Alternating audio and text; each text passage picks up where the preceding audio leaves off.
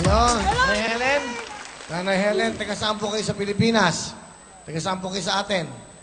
Sa Mandang Balingasag, Misamis Oriental po. Ano po ang trabaho niyo dito sa Abu Dhabi?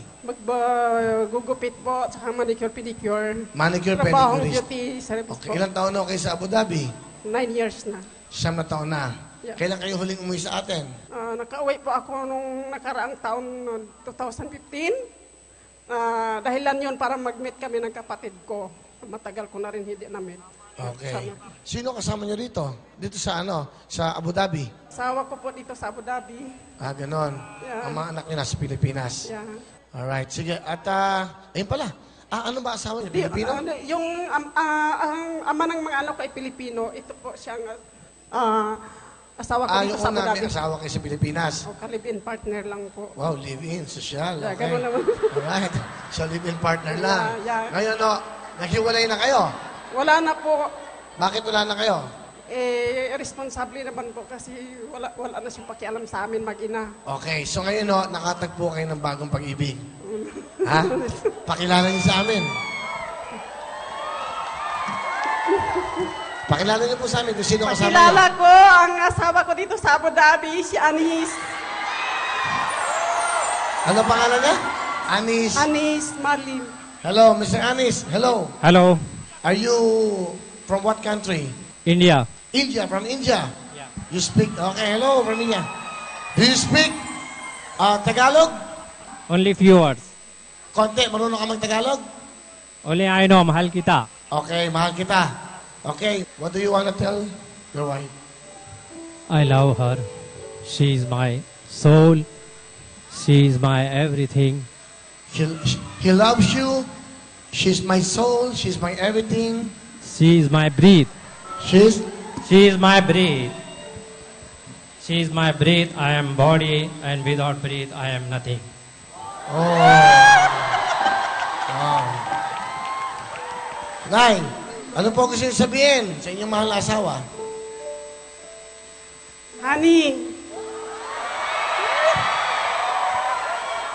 whatever trials it's happened to us, I'm still with you. I love you. Oh.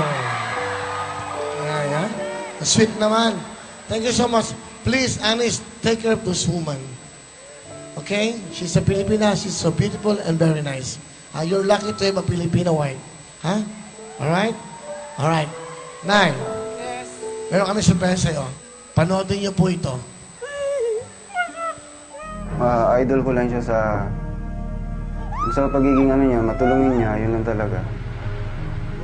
Minsan sa talagang naawa kami ako. Kaso lang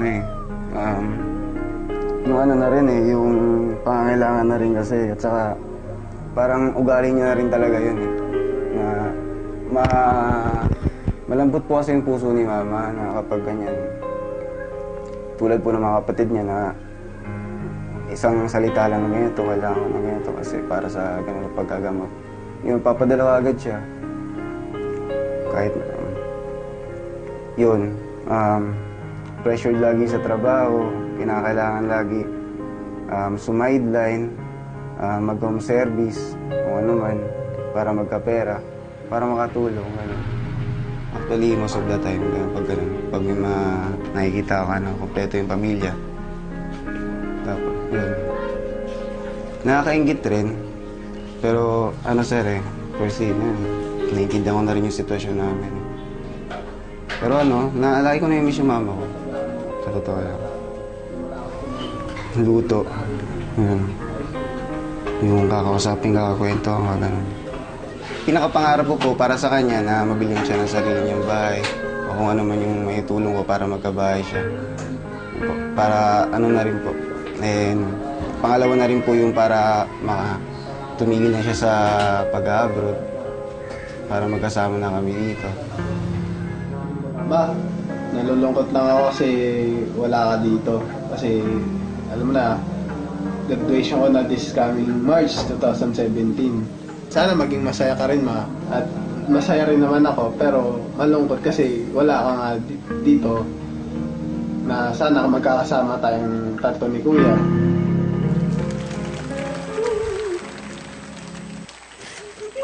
salamat. Hindi ko akalain na... Anong gusto niyo sabihin sa mga anak niyo? Anak, mahal na mahal ko kayo. Ang pagsisikap ko ay para sa inyo. Tulungan niyo lang ako para sa inyong magandang kinabukasan. Hindi ako titigil hangga't hindi kayo magkaroon ng magandang trabaho. Gusto ko habang nagtatrabaho kayo, pangarap ko habang nagtatrabaho kayo ay magkakasama tayo, maserbisyuhan ko kayo, mapaglutuan ko kayo, magkakasabay tayo sa pagkain, sa umaga, sa tanghali, sa gabi. Ayoko sa inyo magpakabait kayo. Okay. Palapakan po natin si Nanay Helen. Okay na kayo. Sige, at least nakita niyo yung mga anak niyo, nabati kayo, at meron naman kayong kasama dito.